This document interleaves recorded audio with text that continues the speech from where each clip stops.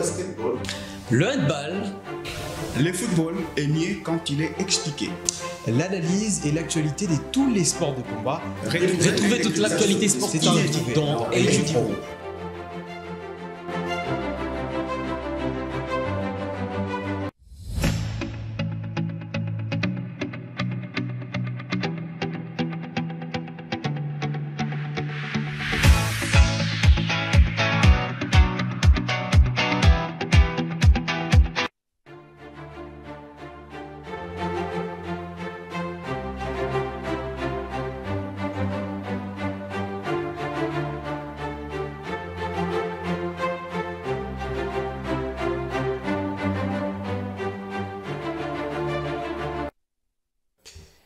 Bonjour mesdames, bonjour messieurs, très heureux, très content de vous retrouver encore une fois sur la télévision Grande Vision pour ce rendez-vous du Pro et sur ce plateau, le spécialiste, c'est bien évidemment Joël Banewa qui j'ai dit bonjour et bienvenue. Bonjour Marc Lemba, bonjour également à toutes les personnes qui nous suivent. On démarre ce numéro du Pro avec cette 50e célébration d'Ali Foreman qui va se dérouler à Kinshasa, comme vous le savez très bien. La légende boxeur américain, il s'agit là de Mike Tyson, est déjà dans la capitale congolaise pour cette grande célébration. Et dans la foulée, bien sûr, toutes les autorités sont d'accord et ils appuient cette organisation, à l'instar du conseiller en charge de sport du gouverneur Bumba de Kinshasa. Il s'agit là de M. Tom qui a participé à cette conférence de presse en rapport avec cette 50e célébration Ali Foreman. Mais il revient ici en rapport avec cette rénomination du stade Tata Raphaël, aujourd'hui qui sera appelé stade Ali Foreman. L'annonce d'un possible changement du nom du stade Tata Raphaël à Kinshasa ne cesse de susciter des réactions. Parmi les voix les plus marquantes figure celle du conseiller en matière des sports du gouverneur de la ville-province de Kinshasa, Tom Kisenda, qui s'est publiquement élevé contre cette idée portée par M. Deo Kassongo, initiateur des festivités marquant les cinquantenaires du célèbre combat entre Mohamed Ali et Georges Foreman. Tom Kisenda a clairement exprimé son désaccord dans ses propos, je cite « Je dis non au changement du nom du stade Tata Raphaël ». Pour lui, ce lieu emblématique doit continuer à honorer la mémoire du père Raphaël, véritable pionnier du sport congolais et artisan de l'encadrement de la jeunesse à Kinshasa. Cependant, Kisenda ne ferme pas la porte aux initiatives visant à valoriser l'histoire du sport. Il encourage au contraire les projets de commémoration comme celui des 50 ans du Rumble in the Jungle qu'il considère comme une occasion précieuse de raviver la mémoire collective et de promouvoir les valeurs du sport au Congo. Ainsi, tout en saluant l'effort d'organisation, il appelle à préserver le patrimoine historique et symbolique que représente le nom Tata Raphaël, témoin d'un pas essentiel de l'identité sportive nationale. C'était le conseiller Tom Kisenda en charge du sport du gouverneur Daniel Mbumba de la ville et province de Kinshasa, Joël Banewa. Il revient sur cette rénomination du stade Père Raphaël aujourd'hui qui va devoir porter un autre nom. Il s'agit là du stade Ali Foreman. Quel est votre point de vue en rapport avec cette innovation? Ceux qui ont proposé ça ne connaissent rien au sport et rien en termes de valeur et histoire de notre pays. C'est-à-dire qu'on ne peut pas aujourd'hui du jour au lendemain, parce qu'il y a eu un événement certes historique au sein de notre pays, que tout doit forcément tourner autour de cet événement-là. La fierté serait de retenir les lieux authentiques là où s'est déroulé cet événement-là. Aujourd'hui, on ne peut pas dire que parce que Mazembe avait joué une finale de Coupe du Monde ou avait fait un tel ou tel autre exploit dans un stade étranger, c'est pas pour cette raison-là que ce stade va porter le nom du tout-puissant Mazembe Englebert. Donc aujourd'hui, dans quelques années, s'il y a un grand combat de boxe au stade des Martyrs de la Pentecôte, le stade de Martyrs aussi dans 10 ans ne sera plus stade de Martyrs, ça va porter le nom de ce combat-là. Pour moi, ça n'a ni tête ni queue et ça prouve à quel point c'est des décisions qui sont prises par des fanatiques qui veulent plaire, je ne sais pas moi à qui, mais je pense que ça dénote un petit peu voilà, la valeur de cet événement-là. Parce que la célébration elle est grandissime, cette 50e célébration de ce combat du siècle. C'est pour la toute première fois on aura une légende comme Mike Tyson. D'ailleurs, le conseiller Tom Kisenda, il est d'accord avec l'organisation et vraiment c'est du haut niveau. Mais le petit souci, c'est justement cette histoire. Il a pleinement raison parce que où est la fierté du Congo dans ça? Moi, c'est la question que je me pose. Où est la fierté du Congo quand vous allez changer le nom du stade Tata Raphaël? La fierté du Congo serait que à chaque fois qu'on parlera de ce combat qui a été le combat du siècle en son temps, qu'on dise que ce combat a eu lieu non seulement à Kinshasa, mais au stade Tata Raphaël. C'est ce qui fait la fierté justement du Congolais. Mais aujourd'hui, quand vous allez adapter ce nom-là, vous allez changer le nom du stade Tata Raphaël. Pour moi, ça serait comme étant une ambassade de la boxe mondiale au sein de notre stade. Alors que ce stade-là est un stade historique, pas seulement pour ce combat-là. Oui. C'est un stade où on a vécu beaucoup de très belles choses. Et ce stade-là va être changé seulement parce que cela a changé. Mais il faudrait rappeler aussi ici aux gens, parce que ces gens-là semblent quelque part ignorer l'histoire, c'est que ce combat-là a été racheté à l'époque par l'ancien président qui était le président Mobutu. Il a payé de l'argent du contribuable congolais pour racheter ce combat-là. Et c'est ce qui se passe aujourd'hui en Arabie Saoudite. Si aujourd'hui en Arabie Saoudite il y a un grand combat de boxe, est-ce que les Saoudiens vont renommer leur stade parce qu'il y a un grand combat de boxe là-bas? Je ne pense pas. Pourquoi le faire seulement en RDC alors qu'il n'y a aucune raison qui nous pousse justement à changer le nom d'un stade aussi mythique de notre pays? Nous allons parler à présent football. Interclub de la CAF, le FC Santola Lupopo a réalisé une belle performance lors du manche aller du deuxième tour préliminaire de la Ligue des champions de la CAF en s'imposant avec maîtrise sur le score de 3 buts contre 0 face à l'équipe sud-africaine d'Orlando Pirates. Et cette victoire lui donne une sérieuse option pour se qualifier en rapport avec la phase de groupe de cette compétition en termes de club, d'ailleurs la plus prestigieuse en Afrique. Je vous propose justement cet élément, c'est le film d'ailleurs de cette victoire imposante des Cheminots au stade Frédéric Kibasa Maliba face à l'équipe d'Orlando Pirates. Le Football Club Saint-Eloi Lupopo a créé la sensation ce week-end en s'imposant brillamment 3 buts à 0 face aux Sud-Africains d'Orlando Pirates au stade Frédéric Kibasa Maliba de Lubumbashi. Peu de supporters croyaient à un tel scénario, mais les Cheminots ont livré une prestation de haut niveau, digne des grandes soirées africaines. Dès les premières minutes du match, Wanet Kachala, pour sa première frappe cadrée sous ses nouvelles couleurs, a ouvert le score brillamment, lançant ainsi parfaitement les siens dans la partie. Portés par un public en feu, les hommes du coach Guy Boukassa ont su contenir les assauts des Pirates avant de creuser le quart en seconde période grâce à une frappe imparable de Draman Kambou à la 70e minute de jeu. Puis intervient Jean-Benoît Tukumbane, lui aussi pour sa première sous les couleurs des Cheminots, bien servi dans la surface des réparations. Il place un tir imparable à la 88e minute, scellant ainsi une victoire historique pour les Cheminots. Dominés sur le papier par une équipe sud-africaine habituée des compétitions continentales, les Lumpas ont prouvé qu'avec de la discipline et du cœur, rien n'est finalement impossible. Ce succès retentissant redonne espoir au football congolais et confirme la montée en puissance du club de Lubumbashi, désormais prêt à rêver plus grand sur la scène africaine. Cheminot de Jacabula vient de l'emporter sur un score de 3 buts à 0.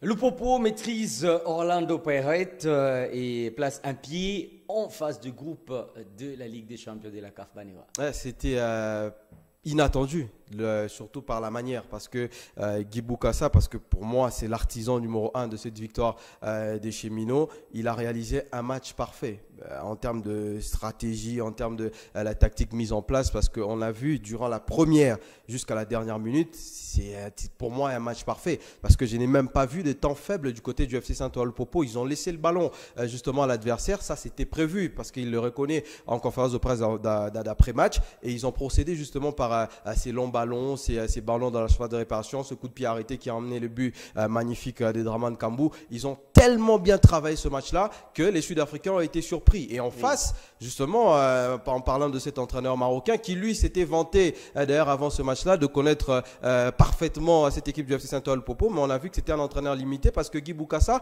lui a proposé tactiquement un schéma qu'il n'a jamais su décoder parce que les Sud-Africains avaient le ballon et à chaque fois, c'était les mêmes séquences qui s'est répétées sans pour autant trouver des solutions. Et quand vous répétez les mêmes séquences, parce qu'il y a un adage en français qui dit que les mêmes causes produisent les mêmes effets. Oui. Et c'est ce que l'entraîneur marocain a continué à faire pendant 90 minutes. Et malheureusement pour lui en face, il y avait une équipe très bien préparée qui avait toutes les informations sur cette équipe d'Orlando et qui a mis en place un système qui a fait en sorte qu'Orlando n'a pas existé. Et je comprends pourquoi le coach Guy Bokassa a commencé justement par bâtir son équipe sur le plan défensif. Moi, la plus belle chose, la plus belle que je n'ai jamais entendue de la bouche de l'entraîneur Guy Bokassa, il vous dit en conférence de presse d'après-match, c'est qu'il a consulté l'histoire avant d'arriver au FC Saint-Ol-Popo. Et c'est pour cette raison-là qu'il a d'abord voulu avoir une bonne assise défensive. Et là, on l'a vu lors de ce match-là, on a vu que ça a porté maintenant véritablement ses fruits. On a déjà vu lors des précédents matchs, ils ont quand même joué 3 matchs en Afrique sans encaisser le moindre but. Mais là, il n'a pas seulement eu une bonne assise défensive, il a eu aussi de la réussite offensivement et il a réussi à mettre en difficulté le demi-finaliste de la récente édition de la Ligue des Champions. C'est exceptionnel ce qu'a réussi à faire les cheminots du FC Saint-Ol-Popo. Mais moi, je retiens que durant la première jusqu'à la 90e minute, on a eu un groupe prêt physiquement, prêt tactiquement et très cohérent dans tout ce qu'ils ont réussi à faire le dimanche dernier. En observant ce score écrasant, Joël Banewa des cheminots de Lupopo devant la formation d'Orlando Pirates, est-ce qu'aujourd'hui, ce Lupopo du président Jacques Kaboula Katoué, 4 ans déjà, 4 fois cette formation, vous jouez les interrupts de la CAF et pour cette saison, c'est la Ligue des Champions.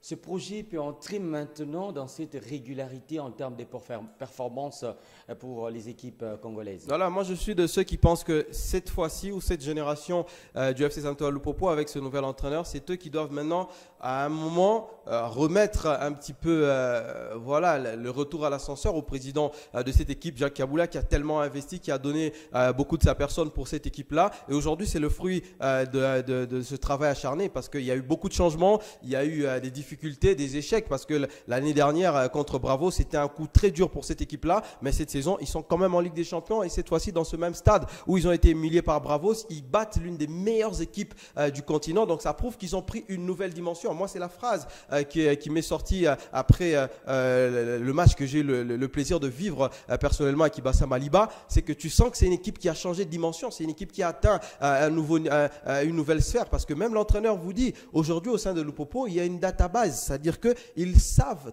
tout ce qu'ils doivent faire et ils connaissent les joueurs du bout de doigt. Donc c'est une équipe qui a progressé en tout et pour tout. Il y a des choses qu'il faut encore revoir certainement parce que je ne dis pas qu'ils sont non plus parfaits les joueurs de Lupopo, mais sur ce qu'ils proposent depuis le début de la saison, c'est vraiment l'accomplissement ou l'enchaînement, les bons enchaînements des décisions prises du côté du FC Saint-Ol-Popo. Et c'est une équipe, moi je pense, qui a quand même atteint une certaine forme de maturité, même si pour le coach Bokassa, il y a encore beaucoup de chemin à faire. Mais de ce que nous connaissons de Lupopo, la performance qu'on a vue ce dimanche, c'est une équipe pratiquement injouable pour moi, surtout en Ligue nationale de football. Et le rendez-vous est donc à prendre, mesdames et messieurs, ce week-end pour la rencontre retour en rapport avec cette Ligue des Champions de la CAF. L'équipe de Lupopo sera reçue du côté de l'Afrique du Sud. Mais si vous permettez, Marc, j'aimerais quand même mettre un point sur les individualités. Le match que fait Molia est exceptionnel. Le garçon, dans son positionnement, dans ses efforts, pour moi, c'était le meilleur joueur. Mais au-delà de ça, il y a quand même le jeune Kachalawanet.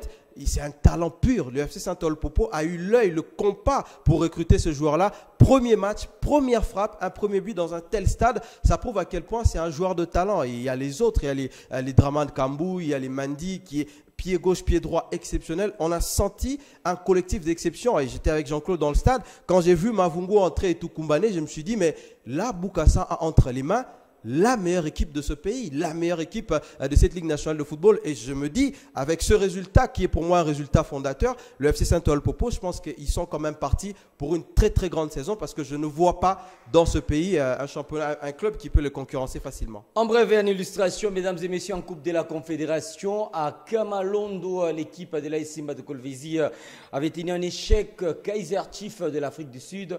0 but partout, Joël Banewa, un score blanc, mais c'est aussi un score de, je dirais, piège pour Kaiser Chiefs qui doit chercher à tout prix comment maintenant déverrouiller cette formation des Simba qui montre encore une fois cette maturité défensive. Voilà, pour moi, il n'y a que du positif du côté de Simba. Il y a d'abord du positif dans l'enjeu. C'est vrai que voilà, moi, je ne suis pas partisan de tous ces accompagnements un peu protocolaires de la part de tous ces mécènes de cette équipe-là. Je ne dis pas que c'est mauvais, mais l'équipe a besoin d'argent pour recruter. Ce n'est pas important de mettre 30 000 $ sur un but alors que l'équipe n'a pas un avant-centre type capable justement de mettre ce but-là. Mais c'est une équipe qui a tout gagné dans ce match-là parce qu'ils ont été sans complexe, ils ont été décomplexés. On a vu une équipe totalement dans ses cordes. Ils ont été très bien reçus aussi par les installations du tout-puissant Mazembe Anglebert, mais ils ont joué leur football avec leurs limites, avec leurs forces. C'est vrai que Kaiser a raté des occasions qui sont normalement immanquables, mais ça prouve quand même que c'est une équipe qui a progressé, cette équipe de Daoula Lupemba, et il fait un énorme travail, c'est mérité, et je suis fier quand même de voir une équipe comme Simba tenir en échec Kaiser Chiefs, qui est aussi l'une des plus grandes équipes du championnat sud-africain, et ça c'est aussi la beauté du championnat congolais, bien qu'on a une mauvaise organisation, mais on a des clubs comme Simba capables de regarder dans les yeux une grosse équipe comme l'équipe de Kaiser Chiefs. Et c'est comme si l'AS Maniema Union de Kindu n'a pas appris de ses erreurs. Encore une fois, à Kinshasa, un nul d'un but partout. Surtout que cette formation, ces derniers temps, encaisse pas mal. Et on se demande finalement, c'est une équipe qui est victime de ce qu'on appelle sursaut d'orgueil. Bon, moi je pense que j'ai quand même un mot à adresser. Je ne sais pas, soit c'est à l'entraîneur Papi Kimoto, soit c'est aux dirigeants. Le football n'est pas une formule mathématique où on sait que 1 + 1 = 2. Le football, c'est des faits. Le football, c'est des bases qu'il faudrait avoir et conserver. On ne peut pas amputer un club des 3 joueurs cadres et attendre à ce qu'on fasse la même saison. Kitambala est parti, Bassiala est parti, Bakansou est parti. On ne peut pas permettre à ce que ces 3 joueurs-là partent aussi facilement et s'attendre à ce qu'on soit la même équipe la saison prochaine. Le football, c'est un éternel recommencement, oui, mais il faudrait mettre à chaque fois un meilleur mécanisme pour faire mieux que la saison dernière. Donc je pense que le Maniema Union est en train de payer son mercato un peu chamboulé. On le voit avec Liverpool en Europe. Ton équipe était bonne, mais tu fais un mercato qui change un petit peu la nature de ton collectif. Donc ce que vit Maniema Union, c'est une adaptation. Ce n'est plus la même équipe et moi je ne vais plus juger ou analyser cette équipe par rapport à ce qu'ils ont fait la saison dernière. Je regarde maintenant Maniema Union de Kimoto selon la version 2025-2026 parce que c'est une équipe totalement différente de la saison dernière. Voilà pourquoi ils ont souffert contre Pamplemousse et voilà pourquoi ils vont aller souffrir du côté de l'Étoile-Signée. Rappelons ici, Maniema Union a été tenu un échec par cette formation de Léopard, plutôt Royal Léopard, un but partout. C'était au stade des Martyrs de la Pentecôte. Donc c'est déjà ce week-end le match retour en rapport avec les 3 représentants congolais pour le compte des interclubs de la CAF. Merci à vous, cher Joël Bagnon. Merci Marc Lemba et toutes mes salutations aux Marocains champions du monde U20. Ah oui, mesdames et messieurs, nous allons nous retrouver. Ce sera le mercredi prochain pour une autre livraison du Pro. Au revoir, à la prochaine.